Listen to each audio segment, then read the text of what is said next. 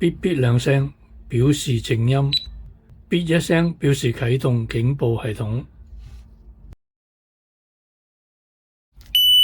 嗶一聲長音表示已經進入戒備狀態。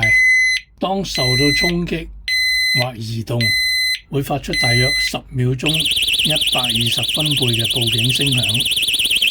10秒鐘會自動停止。如果再受到衝擊或者移動，會再次發出10秒鐘嘅報警聲響。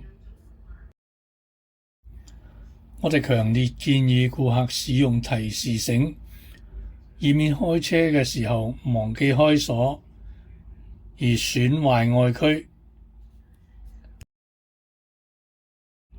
提示繩嘅使用亦都相當簡單，勾喺把手，咁就唔會忘記開鎖啦。